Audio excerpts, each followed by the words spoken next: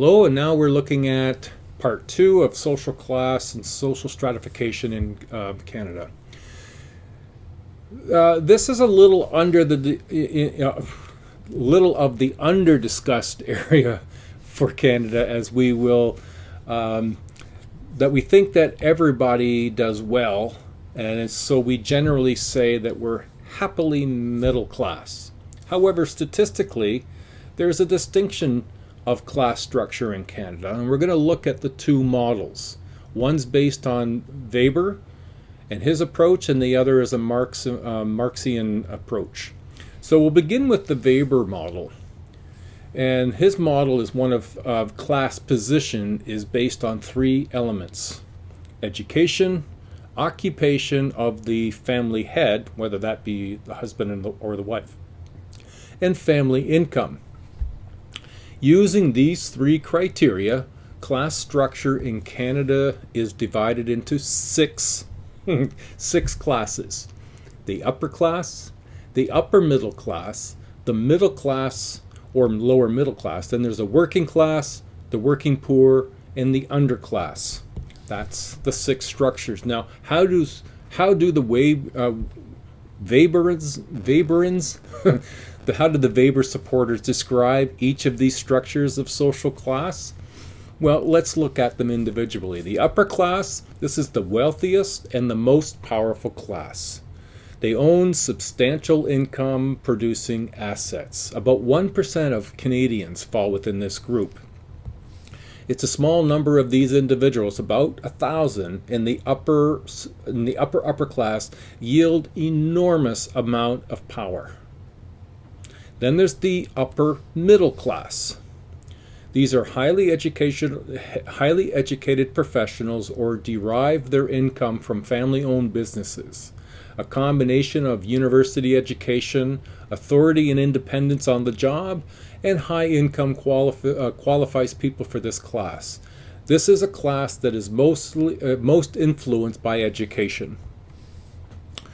Now, the middle class, or the lower middle class, traditionally most middle class positions have been relatively secure and enabled advancements. But today, four factors have diminished the chances of material success for members of this class. We have escalating housing costs, and if you've been paying attention to the news, you've been hearing how they've been upping and downing, and that makes it difficult. Stable is something that's more plannable. So escalating housing costs is one of the reasons that this diminished area for the upper middle class. Occupational insecurity, the loss of jobs or the change of jobs in the way the new market has moved. Blocked upward mobility, people not moving or retiring, so they're staying and therefore there's not room to move. And the cost of living squeeze are all influencing this upper middle class, or the lower or the upper middle class, yes. The third group, the working class. About 30% of Canadian population is in the working class. The core of this class is made up of semi-skilled machine operators as well as some workers in the service sector. Within this group, there are what is known as pink-collar occupations, which are relatively low-paying jobs. They're non-manual, semi-skilled jobs mostly held by women. This includes daycare, checkout clerks, cashiers, and waitresses as examples. Working class families earn less than middle class families and have less financial security. Then we have the group of the working poor. The working poor account for about 20% of the Canadian population. They live just above the poverty level. Unskilled work, seasonal jobs, low-paying factory and service jobs. Groups who are underrepresented in this class are employed single mothers with children, members of some visible minority groups, Indigenous people, recent immigrants are also overrepresented among the working poor. And then there's the last group, the underclass. Very poor, seldom employed, caught in long-term deprivation that results from low levels of education, income, and high rates of unemployment. About 5% of the population.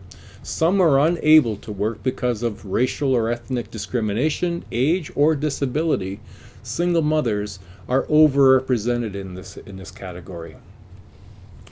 Now we're going to move into the Marxian model, where Eric Olin Wright is one of the leading theorists following the Marx approach.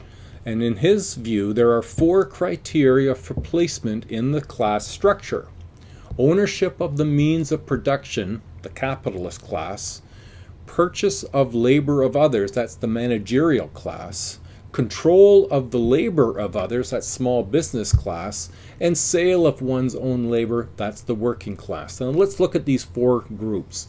The capital class, according to Wright, the capitalist class holds most of the wealth and power in society through ownership of capital.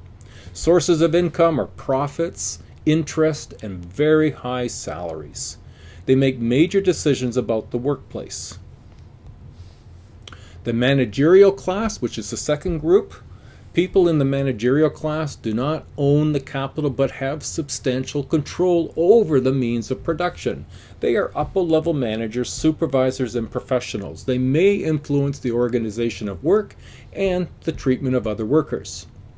Small business class, the third group, this class consists of small business owners and craftspeople who may hire a few employees but largely do their own work. Some of these professionals now share attributes with members of the capitalist class. It's the small business class that we find many people's hopes of achieving upward mobility. And then there's the working class. The working class is made up of a number of subgroups, 2 of which are the blue-collar workers. This includes highly skilled and highly paid to low-skilled and low-paid electricians, plumbers, carpenters, to janitors and gardeners. And the second group in this category are white-collar workers, which include administrative assistants, clerical workers, sales staff. They take orders, but they don't give orders. The working class consists of about half of all employees in Canada. So we can see within some of these structures there are those that have and have lots, and there's those that have very little. And so for those, the consequences of this inequity, income and wealth, are strictly related to our individual life chances. Persons with high income or substantial wealth have more control over their lives. Persons with less income, especially those living in poverty, must spend their limited resources on the basic necessities of life. Physical, mental health, and nutrition. People who are wealthy and well educated who have high paying jobs are much more likely to be healthy than are people who are living in a poorer circumstance. People who are poor have shorter life expectancies, are at greater risk for chronic illness such as diabetes, heart disease, and cancer, as well as for infectious diseases like tuberculosis. Children born into poor families are at much greater risk of dying during their first year of life. Most of the poor do not receive preventative medical or dental checkups. Hunger is related to class position and income inequality. Now the 2 images I'm going to show you here. The first is an investigative report looking at the access the rich and the poor have to doctors, nutritionally fresh food, and health and recreational facilities in relation to where they live. The report notes that the rich are proximity-wise closer to all the health-related resources than are the poor, who are from where they live. Okay, so your wealth seems to be connected to all the resources you need to stay healthy, whereas if you're poor, you live in areas where fresh food, doctors, and recreation you're not near. The second image I'm going to show you here is a report on where the poor live and where the pollution-producing industries are located, and interestingly enough, in Toronto, they are in the same place. Where the poor live and where the greater pollution industries are is one and the same. Now we'll turn to education. Educational opportunities and life chances are directly linked. The functionalists view education as the elevator to social mobility. Conflict theorists stress that schools are agencies for reproducing the capitalist class system and perpetuating inequality in society. If we go and look at crime and lack of safety as a consequence, although people from all class commit crimes, they commit different kinds of crime. Capitalism produces social inequities that contribute to criminality among people. Poverty and violence are also linked. So poverty in Canada, let's look at that. The official poverty line is based on what is considered to be the minimum amount of money required for a living at a subsistence level. Canada has no, and I repeat, Canada has no official definition of poverty. Therein lies part of the problem and why poverty exists. If you can't identify it, how do you expect you're going to create solutions to eradicate it? You can't eradicate what you don't identify. So there's no official way of measuring poverty and no official poverty line. The most accepted definition of poverty is a Stats Canada before tax low income cutoff. That's the income level at which a family may be in strained circumstances because it spends considerably more on the basic necessities of life, food, shelter, and clothing, than the average family. But that's not a specific number. This varies by family size and community size. According to the LICO measure, that's the low income cutoff, any individual or family that spends more than 70% of its income on the necessities of life, food, clothing, and shelter, is considered to be living in poverty. All right, so what does that mean?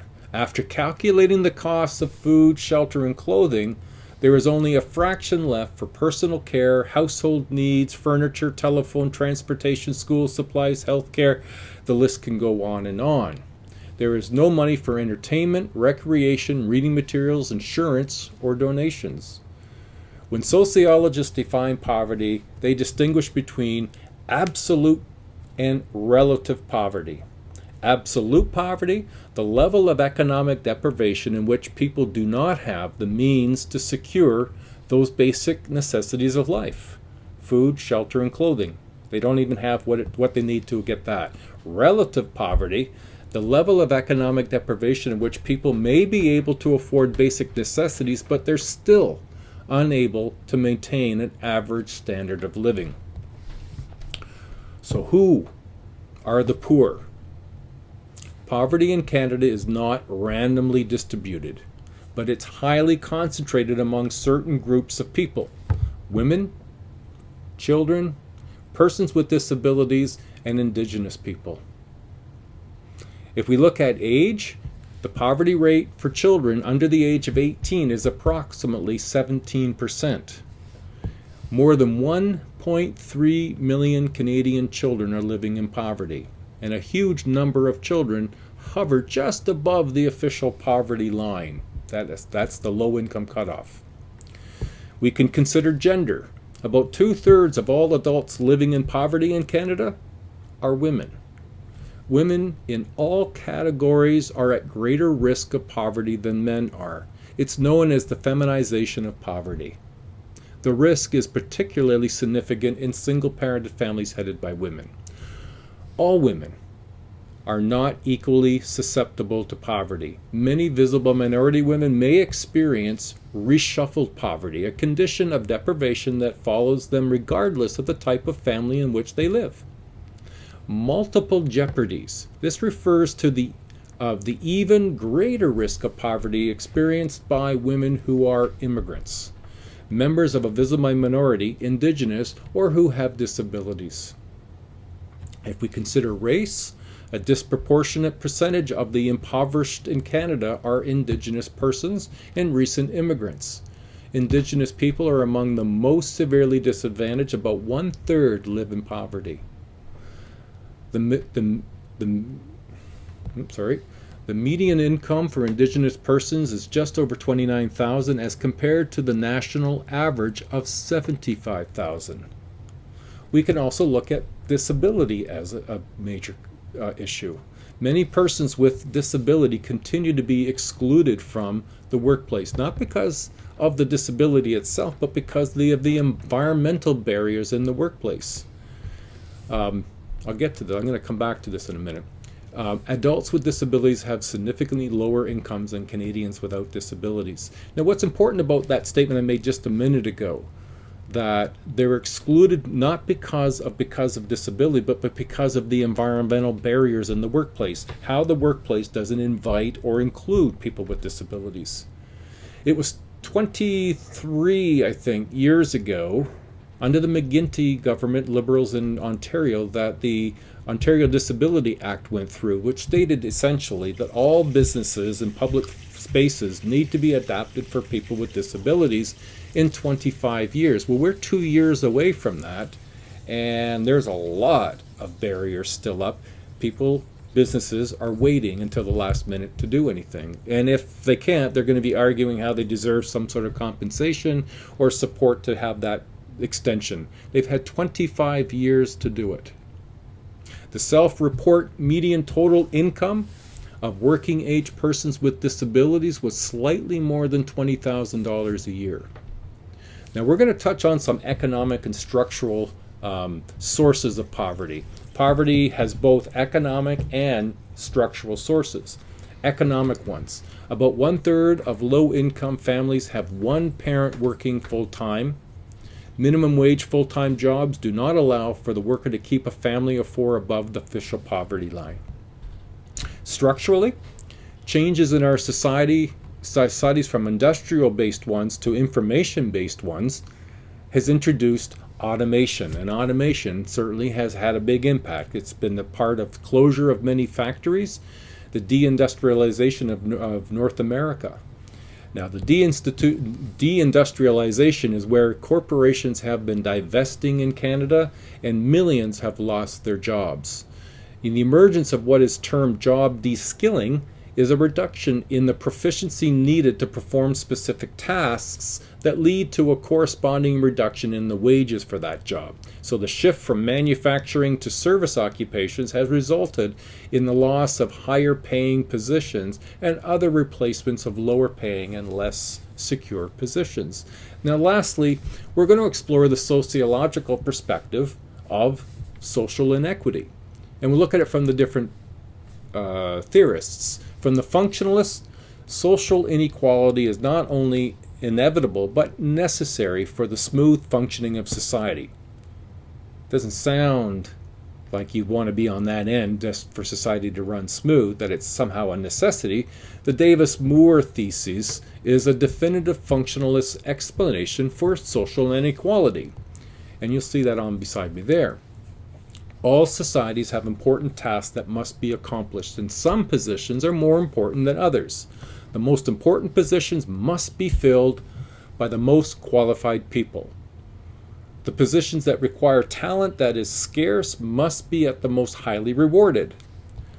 Those most highly rewarded should be functionally unique and on which people in other positions rely for expertise, direction, or financing.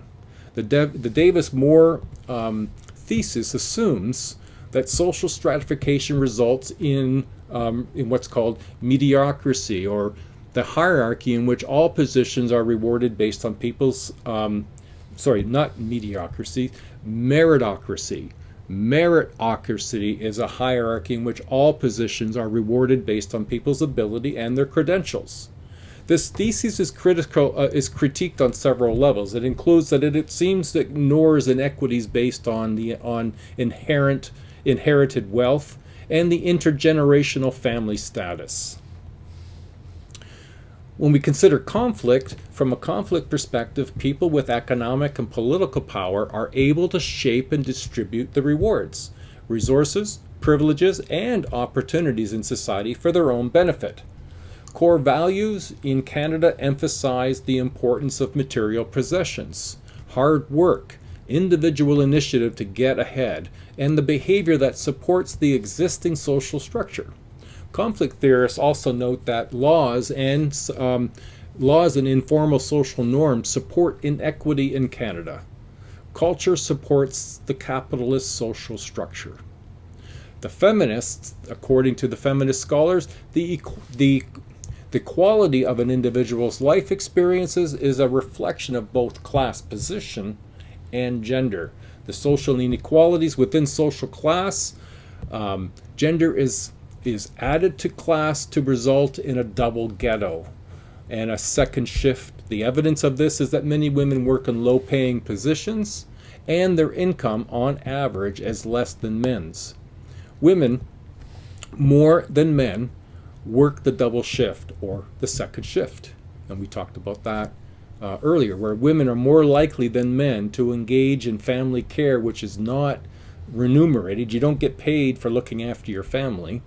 When women become mothers, they often lose the accumulated wealth and experience that comes with being on the job continuously. Women, within any class, women are less advantaged than men. The cause of the inequity lie in the organization of capitalism itself. Now, the symbolic interactionists, they usually do not analyze larger structural factors that contribute to inequity and poverty.